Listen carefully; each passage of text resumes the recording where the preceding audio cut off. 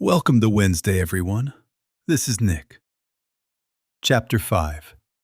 The calculus is live now. Leo's sitting in that cold interrogation room, cuffs on, staring down the barrel of everything he's built starting to crumble. One choice left: save Sarah or protect himself. The math is brutal. Full audio dropping right here. Hit play and feel the weight. Listen on YouTube, Spotify, Rumble. Links in the description or bio. If you want Chapter 6 1 week early, it's available now on Patreon. Head over and grab it. Don't forget, Sinner's Confession, dropping on Friday as well. With all that said, let's get into Chapter 5. Chapter 5. The Calculus. The interrogation room at the Grand Rapids Police Department was 8 feet by 10 feet of cinder block, painted institutional beige. One metal table bolted to the floor, 3 chairs, a mirror that fooled no one. The air tasted like old coffee and fear, the fluorescent lights humming their eternal accusation. Leo sat with his hands cuffed in front of him, the metal cold against his wrists. The bourbon and cocaine had abandoned him hours ago, leaving behind a shaking hollowness. His head throbbed. His mouth was dry. The 2 detectives who'd taken Sarah sat across from him. Detective Mills was older, late 50s, with a face carved by 1,000 interrogations. His tie was loose, his sleeves rolled up. He looked tired. Detective Carver leaned against the wall, younger, sharper, radiating the kind of cold energy that enjoyed watching people break. Mills had a folder in front of him. He opened it slowly, pulled out a photograph, slid it across the table. 3 guns. Black, new, serial numbers filed off. Let's go through it again, Mills said. His voice was flat, professional, utterly without inflection. the package. I told you. Leo's voice was raw, scraped thin. Magnus Volkov, the Rust Belt Brotherhood. He asked me to hold it. I didn't know what was in it. You didn't know. Mills wrote something in a notepad. A motorcycle club president asks you to hold a package, and you don't ask what's in it. I thought, Leo stopped. What had he thought? That it was drugs? That it didn't matter because Magnus paid well and asking questions made you look weak? I thought it was something else. Something else. Carver pushed off the wall. He moved like a boxer, balanced on the balls of his feet. You run a high-end tattoo studio. You're the king of Grand Rapids, right? That's what they call you downtown. And kings take packages from biker gangs and stick them in their safe without asking questions. Leo said nothing. Mills tapped the photograph. These 3 guns were used in an armed robbery in Kalamazoo. Gas station, 2 employees held at gunpoint. The clerk was a kid, 19. You know what happens to witnesses in armed robberies, Leo? I didn't know what was in the package. You keep saying that. Carver walked around the table, leaned against it beside Leo. Too close. Like it matters. You possessed illegal firearms with filed serial numbers. That's a felony. 5 to 10 years minimum. You ever been to Jackson? Leo had heard stories. Everyone had. Your clients won't visit you there. Carver continued. His voice was almost conversational now. The Instagram followers won't help. The magazine features won't mean shit. You know who will be there? Guys exactly like Magnus.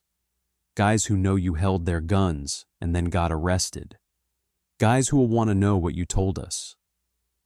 The walls were closing. Leo could feel it. The geometry of the room contracting, the future collapsing into a single point of pressure. But here's the thing. Mills leaned forward. We don't care about you. Leo looked up. You're not the target. Mills said. You're an errand boy. A dumb kid who got in over his head trying to look tough for the biker crowd. We've seen 100 guys like you. Carver picked up the thread. Magnus Volkov is interesting. The gun pipeline is interesting. The routes, the buyers, the whole operation. That's what we care about. They let the silence hang. Leo's heart hammered against his ribs. Mills opened the folder again, pulled out another photograph. Sarah. Booking photo from that morning. Pale, terrified, black mascara streaked down her face. Her green eyes huge behind her glasses, looking directly at the camera like she was drowning. Leo's breath caught. Sarah Flem, Mills said. possession of a controlled substance. Personal use. But the thing is, she was in your apartment, with the guns. We could argue she knew about them. Conspiracy. That changes everything. She didn't. Leo's voice cracked. She had nothing to do with the guns. We know that. Mills's voice was almost gentle now. But what we know and what we can charge her with are two different things. Right now, she's looking at 18 months minimum. If we add conspiracy, 3 to 5. That's real time, Leo. That's her 20s gone. Carver moved to stand directly behind him. Unless. The word hung in the air like a blade. Unless what? Leo's voice was barely a whisper. Mills closed the folder. Unless you help us, you give us Magnus. You wear a wire. Get him talking about the guns, the pipeline, the buyers. You do that. Your problem disappears. We tear up the charge, and we put in a good word with the prosecutor about Sarah. Get her into a program instead of a cell. Maybe she does 6 months in a facility.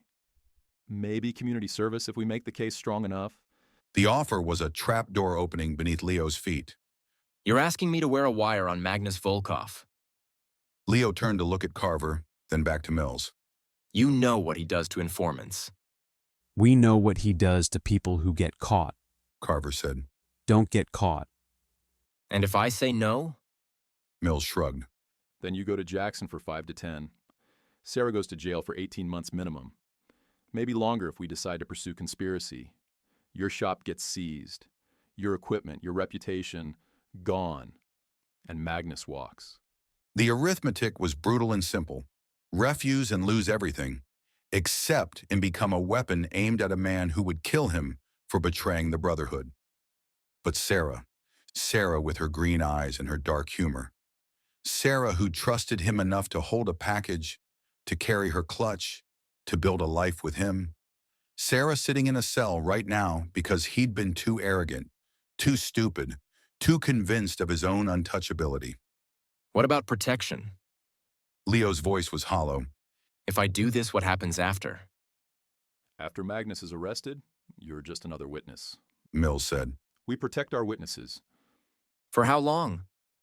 Mills didn't answer. The silence was the answer.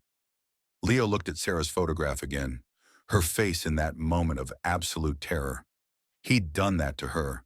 His choices, his arrogance, his need to look connected and tough. The calculus of damnation was simple. Sacrifice yourself or sacrifice her. There was no third option.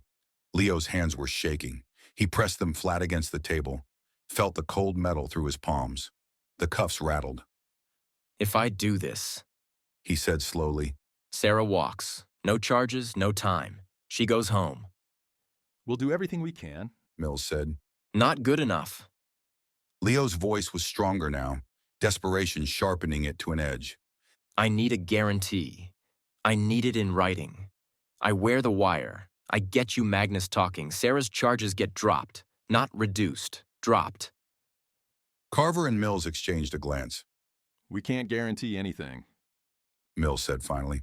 But if you get us solid evidence, if you help us build a case that puts Magnus away, I'll personally walk your girlfriend's file to the prosecutor and tell them she was just in the wrong place. The personal use charge is small. With cooperation, it goes away. It wasn't a guarantee, it was a politician's promise, full of maybes and contingencies. But it was the only leverage Leo had. He thought about Magnus, the way he moved through the copper horse like he owned it, the cold calculation in his eyes, the casual violence that hung around him like cologne. But watching Sarah go to prison for his mistakes was worse. Leo looked down at his cuffed hands. 29 years old and already at the end of everything he'd built. Okay, The word came out quiet, defeated. okay, I'll do it.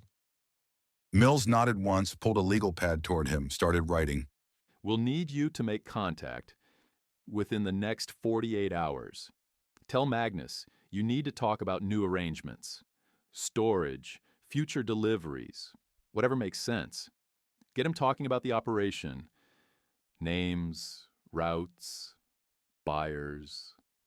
The more detail, the better. Carver moved around the table, pulled out a chair, sat down. His energy had changed now, still predatory but focused. You fuck this up. You don't just lose the deal. You put yourself in danger. Magnus finds out you're wired. He doesn't call his lawyer. He calls his enforcer. I know. Leo's voice was hollow. Do you? Carver leaned forward. Because from where I'm sitting, you're a rich kid playing it tough guy. You've never been in real danger. This isn't Instagram likes and magazine features. This is the real thing. You understand that? Leo met his eyes. I understand. Mills finished writing, tore the page off the pad, slid it across the table. It was a basic cooperation agreement, stripped of the promises, full of legalese that said Leo would assist the investigation in exchange for consideration of charges. Sign it. Mills said. Leo looked at the paper. His signature would make him a confidential informant, a rat, a dead man if Magnus found out. But it would give Sarah a chance. He picked up the pen Mills offered. His hand was shaking so badly he could barely hold it. He signed his name at the bottom of the page, the letters barely legible. Mills took the paper back, slid it into the folder. We'll be in touch tomorrow with the equipment. You'll wear it when you meet with Magnus. Don't tell anyone about this arrangement. Not your friends, not your family, not Sarah. Nobody. You understand? I understand. Good. Mills stood, gathered his folder. Carver pushed back from the table. We're done here. You're free to go. Your arraignment is in 72 hours. We'll make sure the charges get continued. Play this right. They go away entirely. They left. The door closed with a hollow click. Leo sat alone in the interrogation room, his wrists still cuffed. Sarah's photograph still on the table, her terrified eyes staring at him through the glossy paper. The fluorescent lights hummed. The mirror reflected nothing but his own face, pale, exhausted, already hollowed out by the choice he'd made. He'd just sold his soul to keep her out of prison. The king of Grand Rapids was dead. What sat in his place was just a weapon, aimed at a target, waiting to fire.